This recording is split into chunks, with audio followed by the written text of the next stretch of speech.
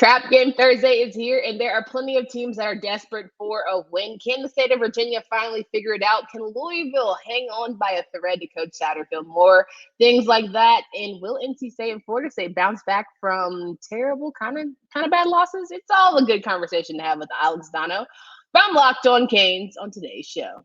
You are Locked On ACC, your daily podcast on the Atlantic Coast Conference. Part of the Locked On Podcast Network, your team every day.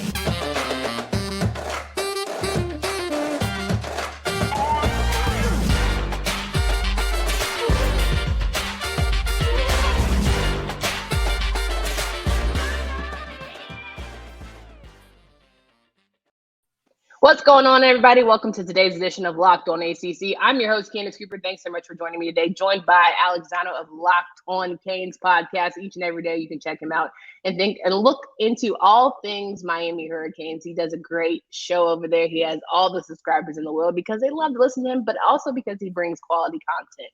So make sure you guys check that out. Today's episode is brought to you by Upside. Upside is a great opportunity for you to download the free Upside app and use promo code LOCK to get $5 or more cash back on your first purchase of $10 or more. It's Trap Game Thursday. I'm excited about it, if you can tell by my tone, because there are a lot of great games here for the ACC and a lot of great opportunities that we get to talk about on today's show. Alex, how are we feeling? I'm doing well. Before we talk about any of these trap games, I've got to say I owe an apology to Duke Blue Devils football fans. And yes, they do exist, football fans from Duke, and they saved the receipts. They heard me talking trash about their team a few weeks ago. They keep winning. I keep eating crow. I'm firmly on that Elko bandwagon now. Please forgive me, Duke fans. I'm here. I'm here, and I'm here for you. Listen, they are a small but mighty bunch. You would be surprised. Follow a couple guys on Twitter who are very much all about Duke football. So happy they're getting a good season after some long years of terrible losses. But they're finding their rhythm. Elko era is certainly off to a great start. But there are other people who are off to a less than stellar start here. Louisville and Virginia, the first trap game we want to talk about, because both are really desperate for a win. So it's almost like, who wants it more? I don't know. It's hard to gauge. Does Satterfield actually want his job? Is he quiet quitting? Does Virginia want to finally figure things out? We know Tony Elliott is sort of calling out his players. Like, it's a lot of storylines you could talk about for this matchup here. It's like a giant lobster trap, but it's like it's a double trap, and it's like, man, for as much as I underestimated Duke heading into this season, I think I overestimated Louisville, because I still think that they've got better talent than what they're showing on the field. And it's a team that's recruited pretty well. So it's like, and I wonder the same thing about Miami, but it's like they're struggling so much. Is that going to hurt their class of 2023? I guess I'm less surprised with the way Virginia started. And I think Tony Elliott's eventually going to get it turned around, because I think he's a really, really good coach. But I'm looking at Louisville favored on the road by about a field goal. And I think that's about right, because like at some point, the same way you have certain teams maybe playing better than they should, they're going to regress to the mean. I think Louisville is going to progress to the mean. And, I think that their talent is just going to be the difference here. I think both teams are down really bad. I think Virginia is probably down a little bit worse. So, I feel like Malik Cunningham is going to have some kind of magic, and is going to have a big game on the ground and make some plays and probably be the difference in this one. 100%. And he did go down during the Louisville-Boston College matchup. Have not heard whether or not he's good to go. Okay? If he's not okay, then maybe I switch I'm assuming the odds makers think he's going to play, since Louisville is favored by 3. So I guess we'll have to see how that plays out. 100%. Guys, check out that Locked On Louisville podcast. Maybe Dalton has the answer for us, so we can go ahead and run that back. But I agree. I think that Louisville has the upper hand. However, Virginia has shown flashes, even in that Syracuse game. You're like, okay, you're right there. You can almost beat a good team. Even with this matchup against Duke, I think they just showed Duke is just having a really good season, and a lot of people were doubting Duke.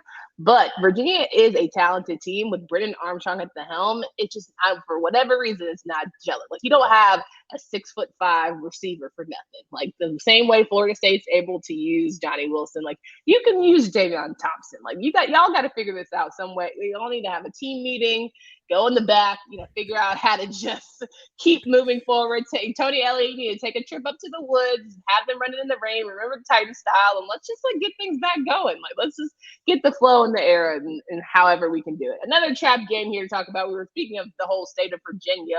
Virginia Tech is struggling mightily, but they are facing off against a coastal rival in Pittsburgh who just came off a loss.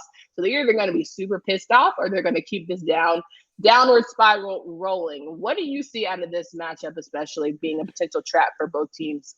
Yeah, I was positively shocked to see Pittsburgh go down to Georgia Tech. Maybe we shouldn't have been because we kind of called it on the show last week. We just weren't actually willing to give Georgia Tech enough credit that they would win the game outright. Because, I mentioned it, like you make a coaching change. So it was before the game last week when Jeff Collins was fired, and that usually lights a fire under players, and because they're usually embarrassed by it. Because like whenever you fire a coach, the players are saying like, okay, we probably also could have done more. And so there was a huge response. So I was shocked to see Pitt lose that game. And a big part of that was turnovers. Of course, the 3 turnovers were costly. They couldn't take care of the football. Pittsburgh is the better team here.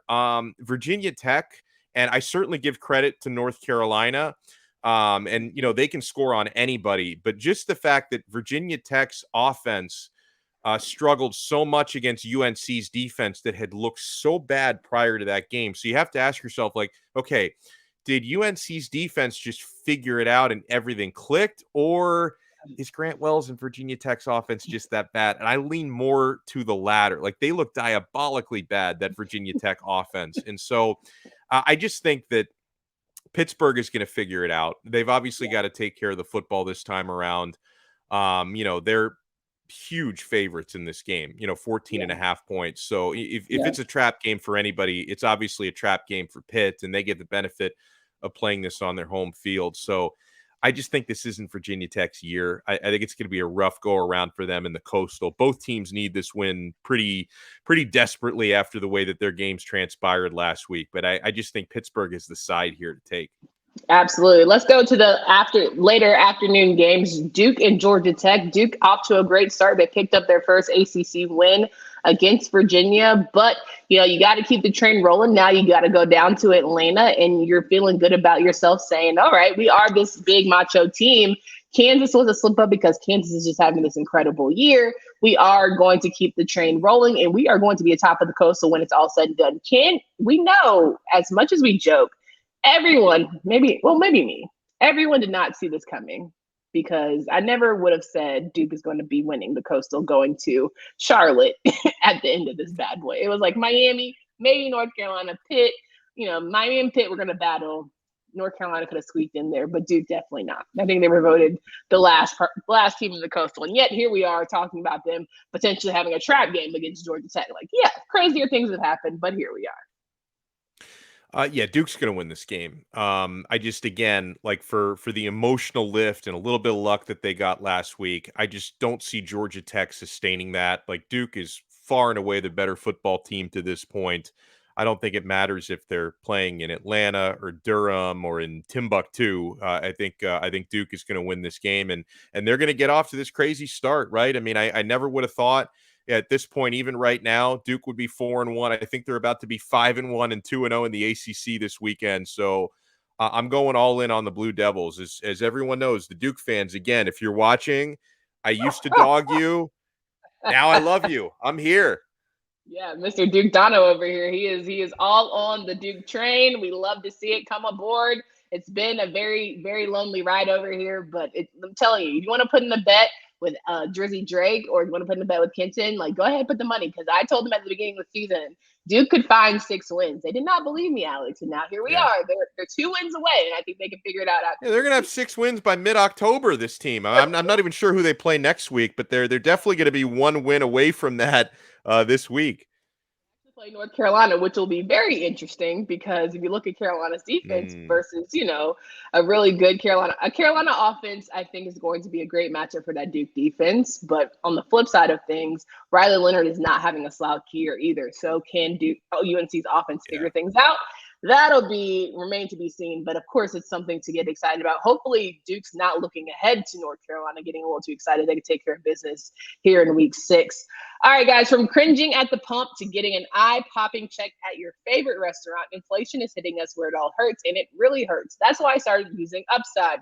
Upside is an incredible app for anyone who buys gas, groceries, or dines out. With every purchase, I'm earning cash back thanks to Upside.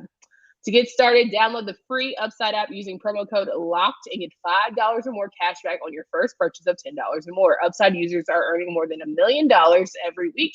That's probably why it has a 4.8 star rating on the App Store.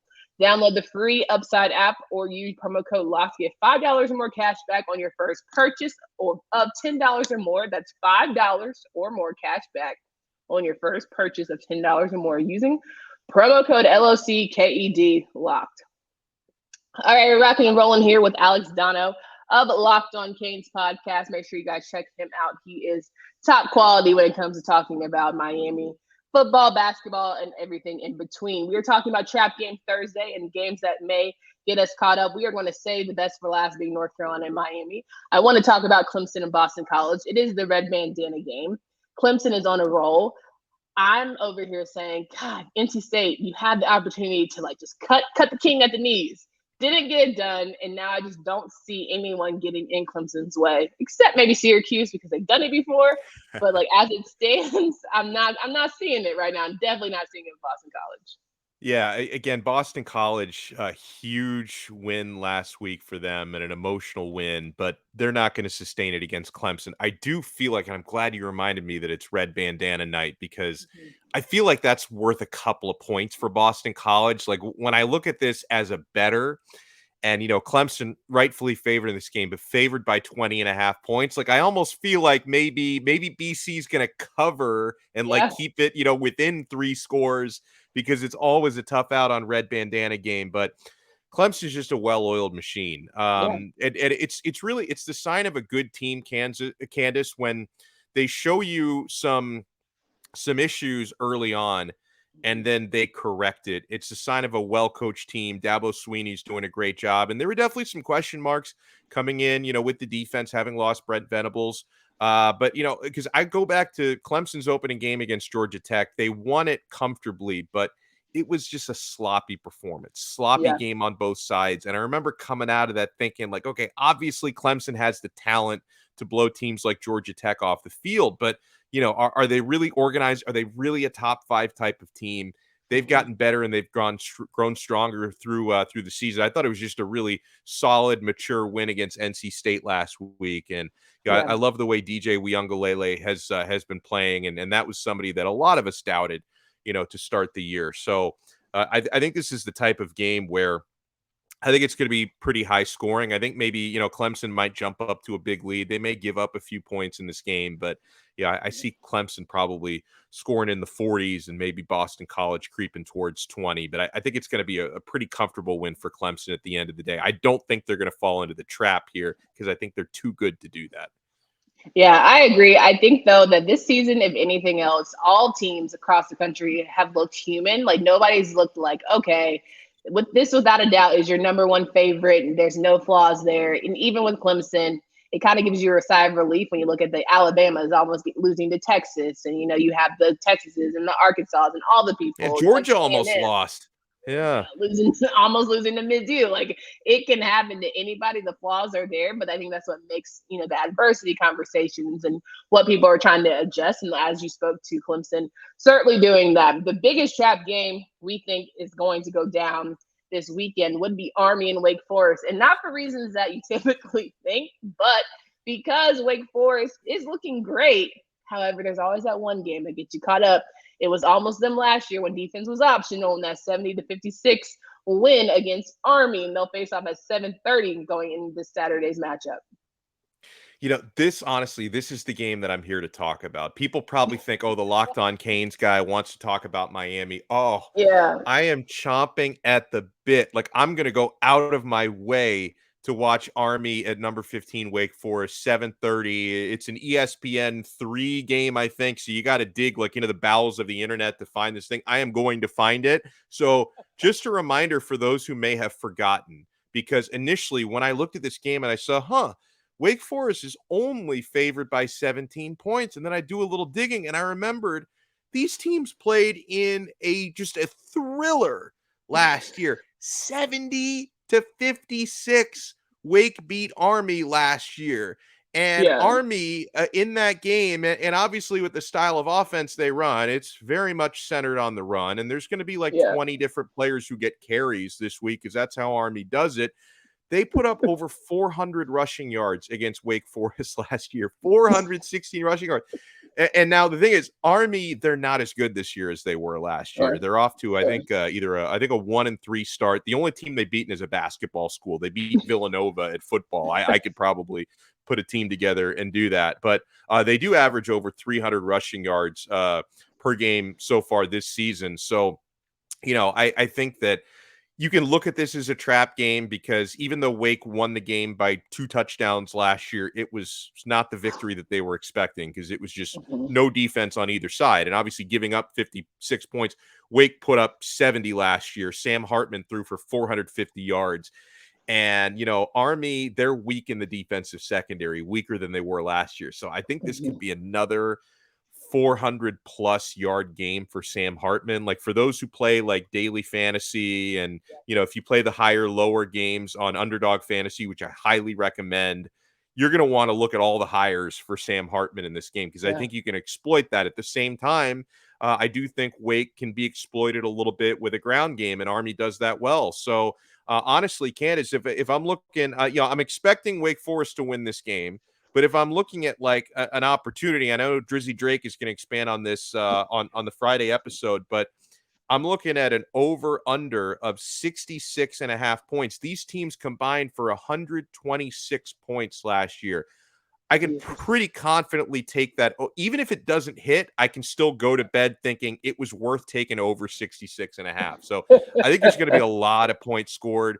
I just think Sam Hartman and Wake Forest are too good, and Army's doesn't look as good as they did last year. So Wake is probably going to win this game by 3 or 4 touchdowns, but there's going to be a lot of points scored. Absolutely. And I think Wake's scary game, or the one that they got caught up a little bit, was Liberty this season. So they've already had that one where it was like clutch pearls.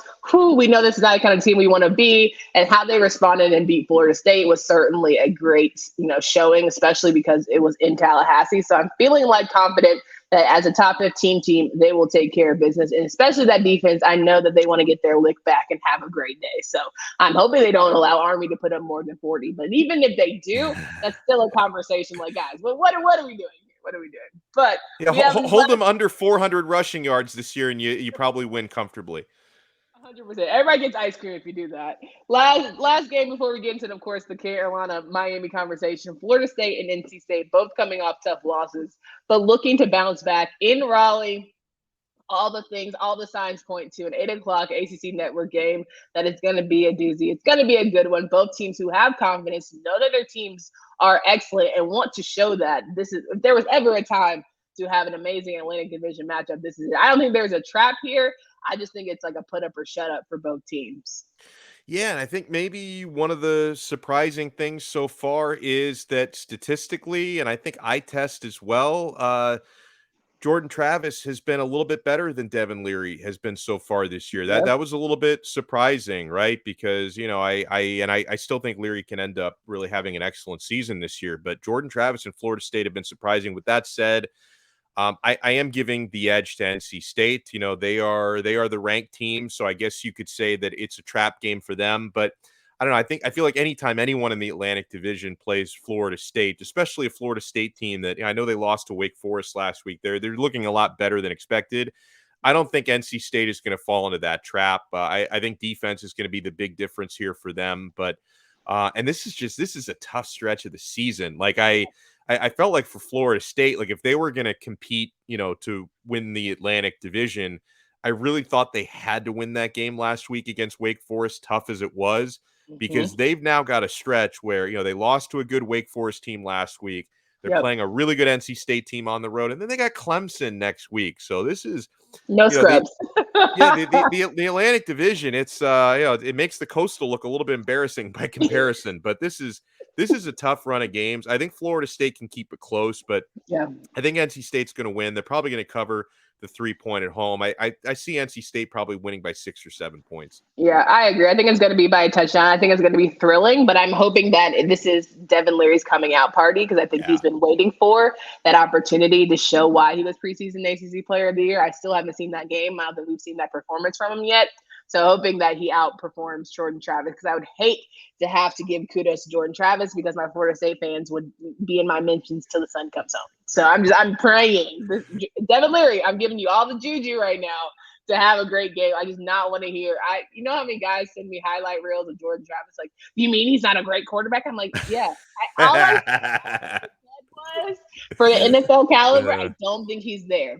But you know what? You would act like I talked about his mama and his granny. So anyway, there's that. Favorite game of this week I want to talk about, though, is Miami and North Carolina. North Carolina has had Miami's number for the past couple of years here, but this is a different North Carolina team. This is a Miami team that's still trying to figure things out. And if there was ever a time to have a great game, this would be the one for Miami. And especially when you can consider what the Coastal looks right now in the division and their rankings. UNC is trying to pull away and get up there with Duke, while Miami's trying to claw their way away from the bottom. For you, and I know you've had this great crossover episode with Isaac Shea, so make sure you guys check out that Locked On Tar Heels, Locked On Canes crossover. But for you, how confident are you in the Canes to bounce back after that rough go against Middle Tennessee State? They had the bye week. They're good to go. They're all healthier, because you're never fully healthy, but you're healthier, and now you're ready to go for another week.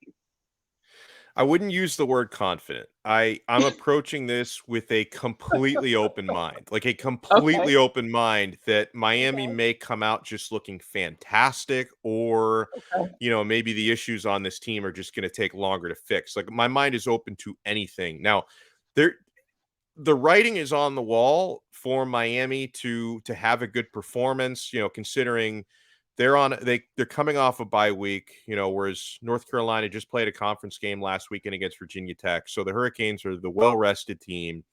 They get to host this game. North Carolina gets to travel. Miami doesn't. Miami did get some decent news on the health front today, because we had been monitoring the top 2 running backs were both banged up, Henry Parrish and Jalen Knighton.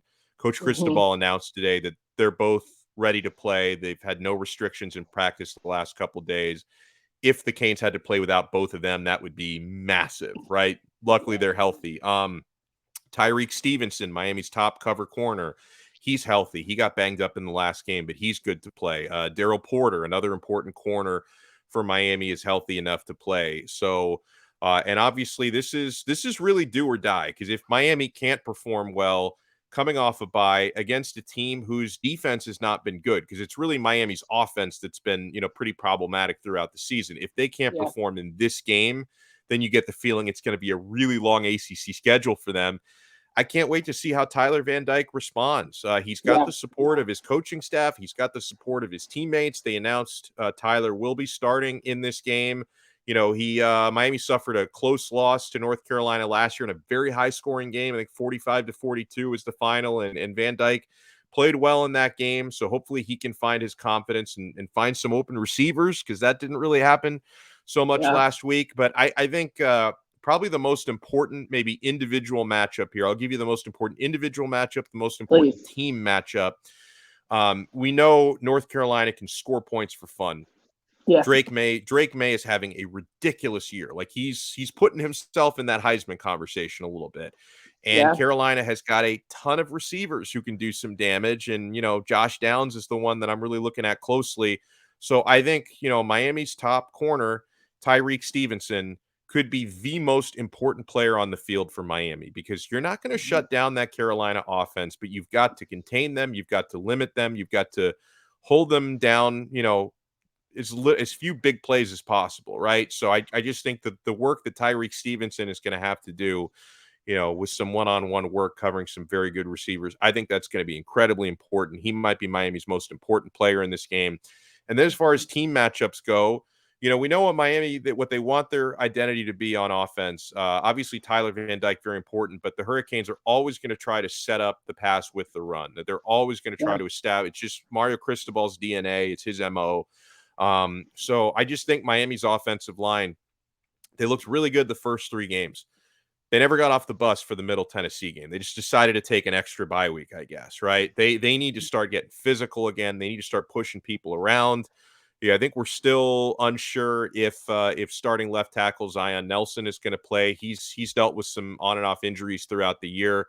It'll be really important if he can go because he's obviously crucial in pass protection. I think Miami's best run blocker is Jalen Rivers. He's going to be really important in this game. And it's great news that you're going to have, 3 healthy scholarship running backs in this one.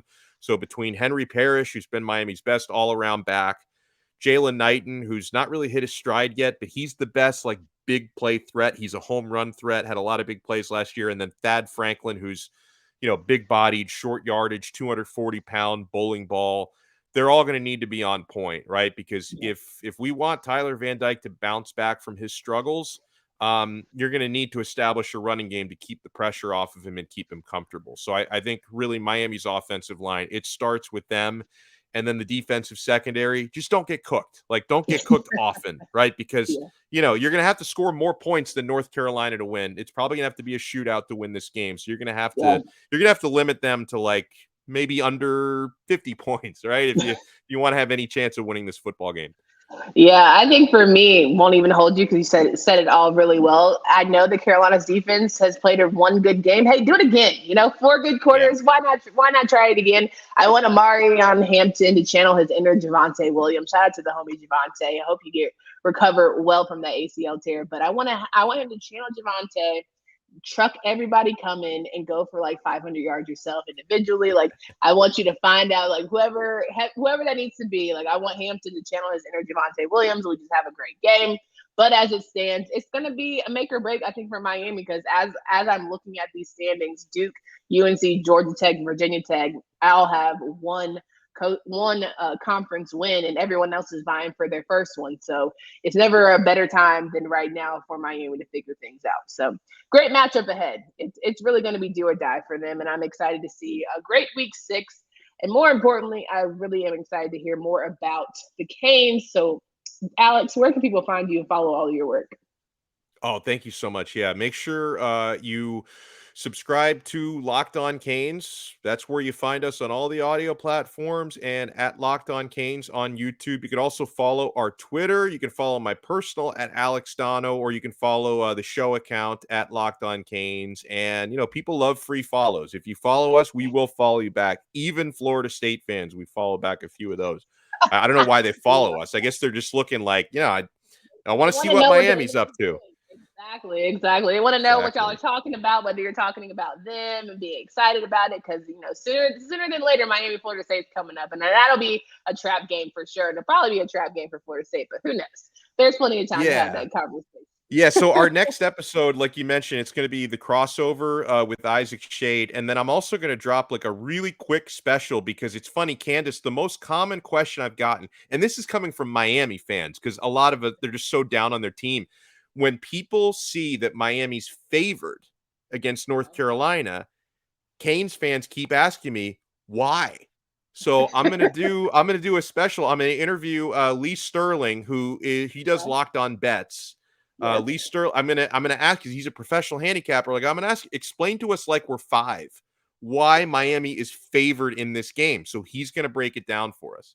Love that. Guys, make sure you check out all of those great episodes and come back tomorrow, Freestyle Friday, with Jersey Drake in the building. He is going to break down the best bets of the weekend. Speaking of betting, we're going to win y'all some money, of course, for the weekend and get you right. So for Candace Cooper and Alex Donno, until next time.